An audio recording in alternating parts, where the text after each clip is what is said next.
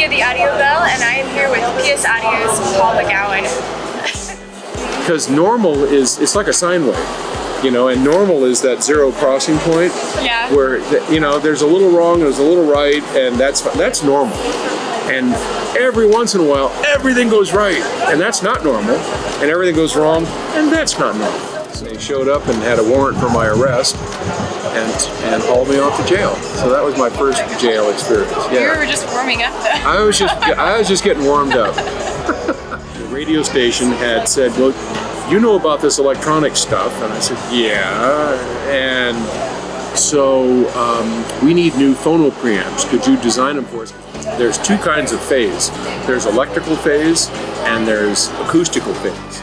And we'd rather have as much of that lower mid-range covered by a ribbon than by a woofer. So that necessitates a very quick roll-off, which would be a multiple slope filter.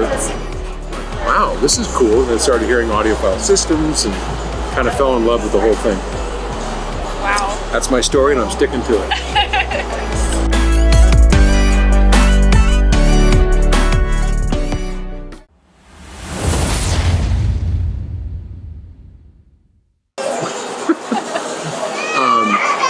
Where did you get that money?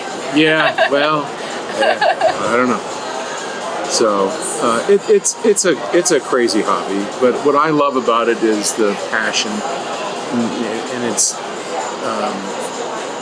two-channel audio is just a delight, and more. I mean, I just love that a person of your age, you know, is into it, and it's just awesome. It's good for you, you know. It's because I don't know anybody like my sons who are in the next step. I don't know what you are, but I think mine are they millennials? Maybe they're in their 30 to 40s. Mm-hmm. So however they get categorized. Millennials or Generation X. Is that? I'm not sure which one it would be. I can't keep track of it all, but they all love music. And everybody wants to have their music sound good. And our version of what sounds good, maybe when you start out, you got earbuds, but you have good earbuds, or you have in your car, and maybe you pay attention to it. So it just comes in degrees, and as you get older and you get a little bit more, those are new. Yeah. They're coming for us again. Yeah, I have to ward off from our tacos. They're still hungry. They're still hungry. But it's and not everybody really cares. It's a pretty special group, you know, and I liken it to food. I'm a foodie. My whole family, we like to cook. Yeah. And we have big cook-offs and contests to see who can cook the best. Yeah. But, you know, not everybody is into the same thing. A lot of people treat food as, I don't care, get a burger, get a, whatever. And that's fine. But then there are people who, if you're going to do that, I want to really enjoy it. And so there's subsets of what people are interested in, and when that goes into two-channel audio, that's when it really becomes special, and usually happens when you hear a high-end audio system, which is why we invite people to our facility in Boulder to come experience high-end audio. And we had, on Wednesday when we were doing setup, because of the show, we had 12 tours. People just, no appointment, they just show up. Paul said to come, here I am. And you get a big factory tour, and you get to see the Octave recording studios and hear, master tapes, and then go into the big room with the IRS 5s. And it's quite an experience. And I can't tell you the number of people who just walk out going, I had no idea that anything like this ever existed. I just didn't know that recorded music reproduced at home could sound like that. And it's a real joy to share that with people. And because I don't know many people that don't like music. I don't either. Have it, so. They're weird if they don't. I guess, yeah. But yeah, people like music. And when they get a chance to hear it reproduced at the home really well, I think it's a real pleasure. I think more people would be into hi-fi if they actually heard it. Mm-hmm. They sat down and listened to something they liked. Yep, I agree. That's what got me hooked. So. Yeah. So what was your first experience? So I have a friend who has Magnum 3.3s, and monoblocks and a whole audiophile setup that he introduced me to like 3 years ago. And I had never heard an audiophile system before. And sometimes like I would hear it just if we're doing things in the background like cooking and whatnot or watching videos. But there was one time, because he has a big classical music collection, that I said, there's this piece that I've been looking for forever that I listened to years ago and I can't remember the name of it. Okay. And so I started humming it and he knew exactly what it was. It was Smedina Lost. And so he got it out and he started playing it and I heard it on that system and it just, at that point, it entranced me and I decided I wanted to get my own system. Nice. So when I went to get my house built, I made sure that like I built it to be able to fit my system in it. Very, very nice. Yeah.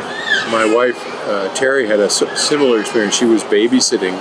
I don't know how old she was. Couldn't have been too old, 12, 13 years old. She's babysitting, and they had a stereo system there. And she, for the first time, had Gershwin's Rhapsody in Blue. And she played it over and over again and just absolutely fell in love with it. And we recently just found that same version with Earl Wild piano and the Boston Pops with Arthur Fiedler. It's a great recording, and on her little system, she cranks that sucker up, and you know the clarinet, da da da da. Yeah. It's and stuff like that sticks in your memory.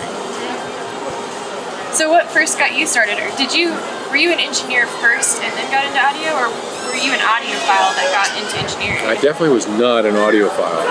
I was a disc jockey, and I was an engineering nerd.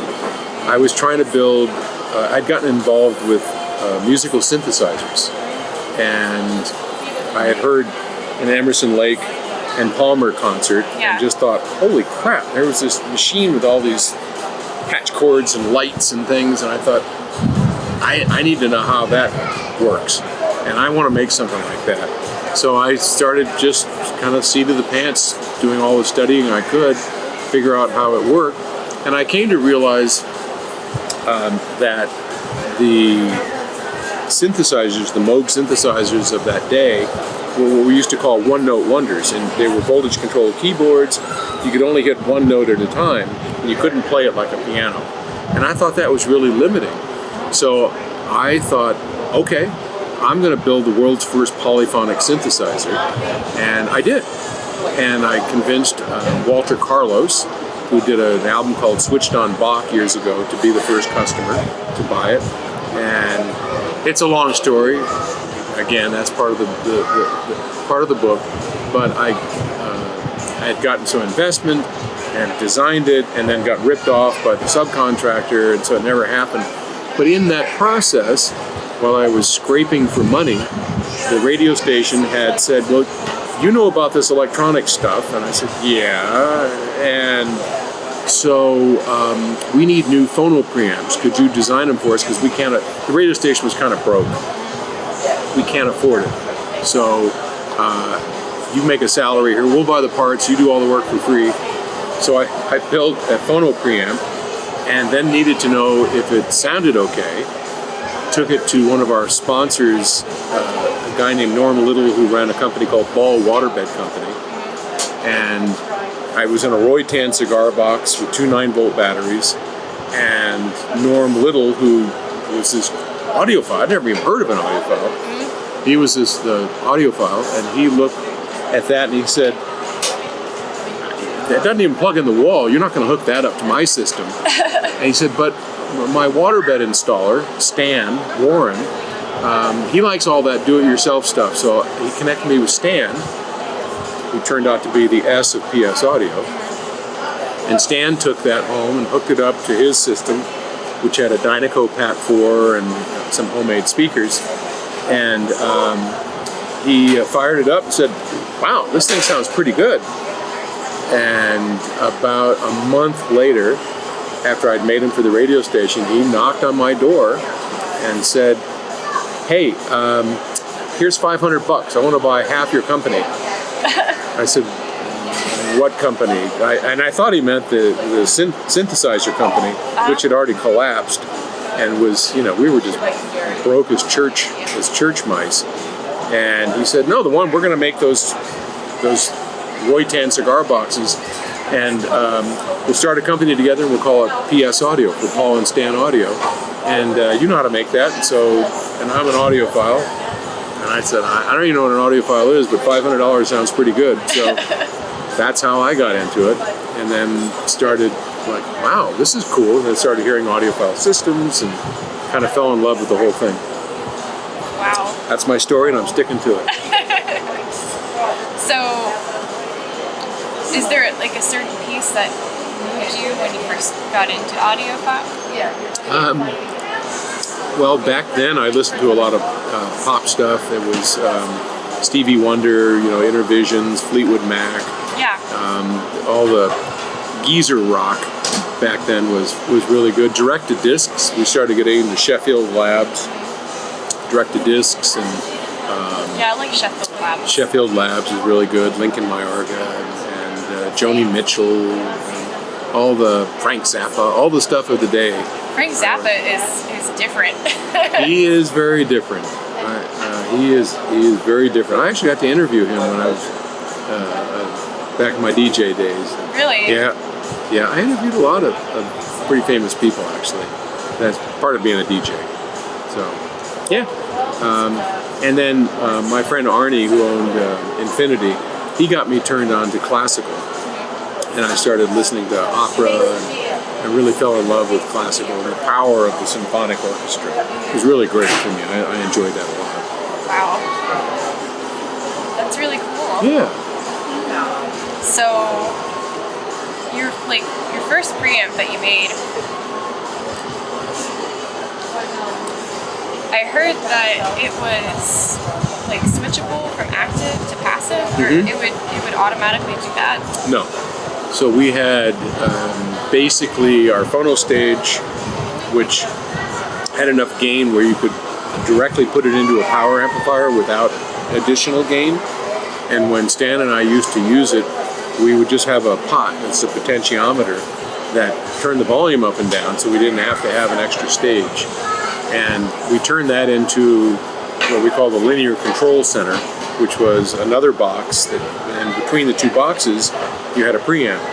And some people didn't have enough gain in their amplifiers, so we added a 20 dB gain stage. And since we didn't want to lose the purity of just a pot and a switch, and it was active or passive. You could just have a pot, or you could switch in the active gain stage, and that was the linear control center. It's really unusual. It's very unusual, and that was a big feature with our products for years. We coined the phrase straight wire. So we had, in our straight wire position, it was just a straight pot, and then, or you could have active, and then you had a line stage. What do you think sounds better, passive or active? Passive sounds better for the most part, because volume control, and it depends a lot on the quality of the volume control. So volume controls all have a sound to them, and it wasn't until, I don't remember how long ago, maybe 10 years ago, I came up with a way of getting rid of the volume control altogether, that we finally were able to come up with a pretty perfect solution called the gain cell.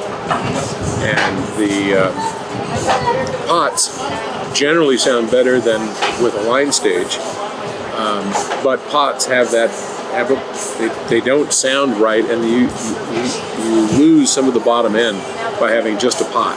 Yeah. So you give up, so you get clarity and you get openness, but you lose the impact, the slam on the bottom end, which low impedance of a gain stage gives you.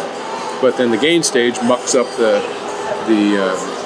sound, so it's always a trade-off. Yeah, it seems like you're always having to give up something to get something else. Well, engineering is a series of compromises, and you choose the best that you can that has the least impact on where you're trying to get to. Yeah. So you have these mono blocks, your $15,000 mono blocks that have a tube in them. And I was really happy that you guys put a tube in there because I really like tubes. Yeah.